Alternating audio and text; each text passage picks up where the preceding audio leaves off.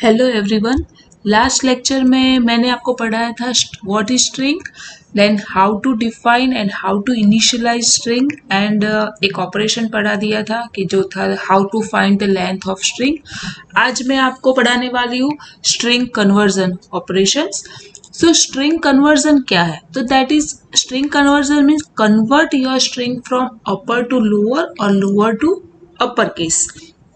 सो आपको पता है कि सी लैंग्वेज में जो भी स्ट्रिंग होती है और जो भी कैरेक्टर होता है वो स्टोर होता है आस्की वैल्यू में। आस्की वैल्यू थ्रू आपका जो भी कैरेक्टर है वो स्टोर होता है। तो हर एक कैरेक्टर की एक आस्की वैल्यू होती है। ASCII means American standard code for information interchange. तो अगर स्मॉल ए है तो उसकी आस्की वैल्यू कौन सी है? 97। तो जब मैं कैरेक्टर ए जो है तो ए को अगर मैं स्टोर करती हूँ मेमोरी में तो मेमोरी में स्टोर क्या होता है? 97। Same as a capital A अगर मैं मेमोरी में स्टोर करती हूँ तो स्टोर क्या होगा? 65, बिकॉज 65 आस्की वैल्यू है किसकी? कैपिटल ए की। तो अगर मुझे कन्वर्ट करना है अपर केस टू लोअर तो मुझे क्या करना पड़ेगा? अपर केस के कैरेक्टर की जो आस्की वैल्यू उसके अंदर +32 करना पड़ेगा।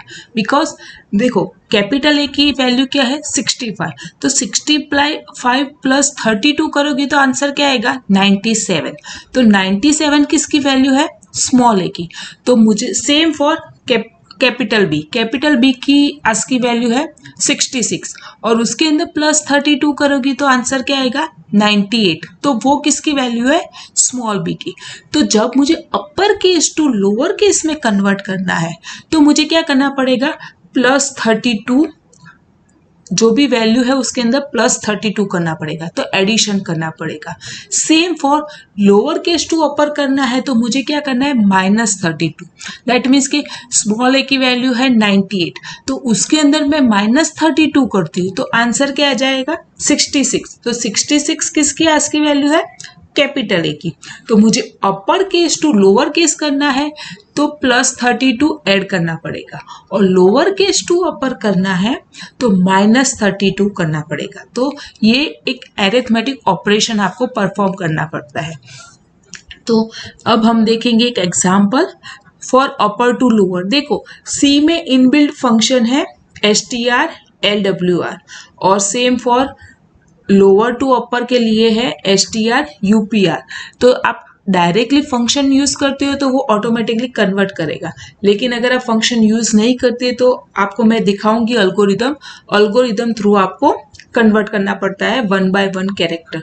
तो पहले हम ये फंक्शन यूजिंग फंक्शन हम एक एग्जांपल देख लेते हैं कि कैरेक्टर str ऑफ 6 उसके अंदर वैल्यू स्टोर है डेटा।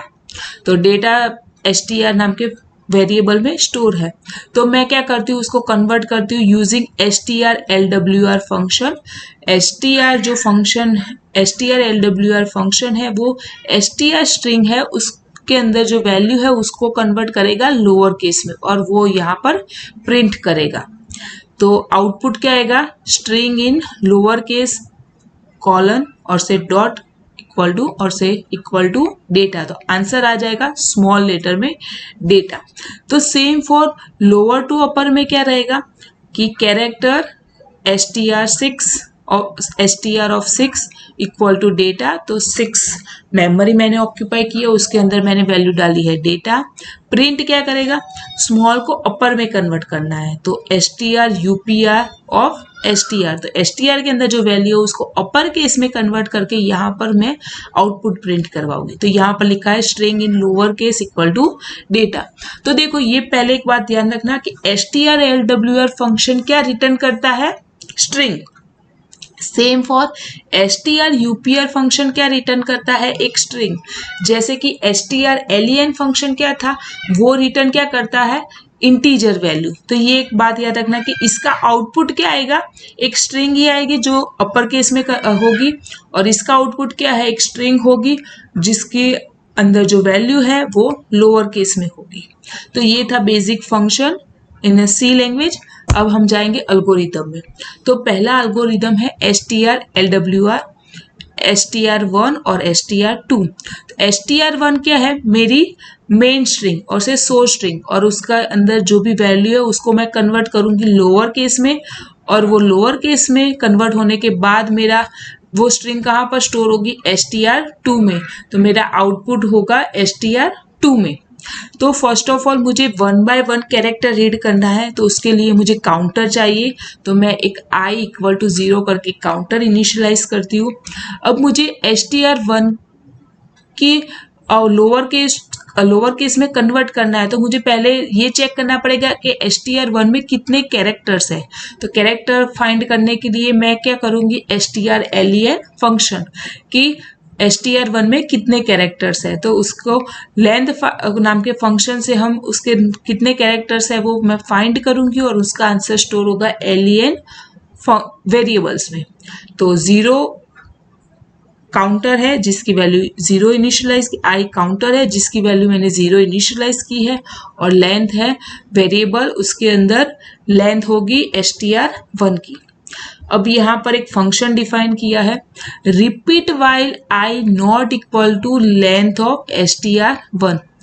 दैट मीन्स कि आई की वैल्यू जब तक लेंथ str1 की लेंथ तक नहीं पहुंचते तब तक मुझे क्या करना है, str1 ऑफ आई की वैल्यू पहले क्या है 0, तो str1 के अंदर str1 के 0 लोकेशन पे जो वैल्यू है, अगर उसकी वैल्यू कैपिटल A या A से ज्यादा एंड ऑपरेशन है, दैट मीन्स के compulsory, and str1 of 0 location पे जो वैल्यू है वो z, कैपिटल Z और Z से कम, दैट मीन्स कि str1 ऑफ i की वैल्यू 0 है, तो str1 के 0 लोकेशन फर्स्ट लोकेशन पे जो वैल्यू है वो कैपिटल A और Z के बीच में है।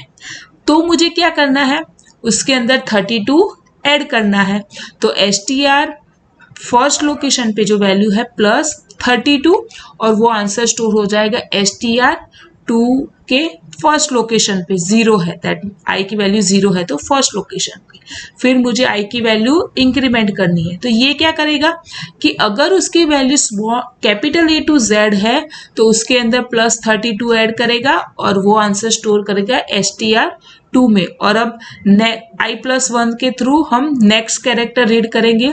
नेक्स्ट कैरेक्टर चेक करेगी कि वो लेंथ तक पहुंच जाता है, लेंथ अगर लेंथ से कम है तो सेकंड कैरेक्टर हम रीड करेंगे, और वो भी चेक करेंगे कि उसकी value capital A to Z के बीच में है या नहीं। अगर है तो उसके अंदर वैल्यू प्लस 32 करेंगे और उसको str2 में स्टोर करेंगे। फिर आई इंक्रीमेंट करेंगे, लेंथ तक पहुंच गए नहीं तो फिर से जो भी वैल्यू है उस लोकेशन पे जो भी कैरेक्टर है वो रीड करेंगे कि वो कैपिटल A टू Z के बीच में है या नहीं। अगर है तो प्लस 32 करेंगे, फिर आई इंक्रीमेंट करेंगे। कब तक ये प्रोसीजर होगी, जब तक आई की वैल्यू लेंथ तक नहीं पहुंच जाते तब तक, कि टोटल कितने कैरेक्टर्स है, कि सारे के सारे कैरेक्टर रीड नहीं होते तब तक ये प्रोसीजर होगी। जैसे ये कंडीशन फॉल्स होगी, दैट मीन्स कि क्या होगा कि वहां से हम निकल जाएंगे, तो फिर स्टेप 3 पे आएगी। स्टेप 3 पे क्या लिखा है, राइट str2, क्योंकि हमारा आंसर किस में है, str2 में, तो str2 हम प्रिंट करवाएंगे और फिर हम उस एल्गोरिदम को फिनिश करेंगे।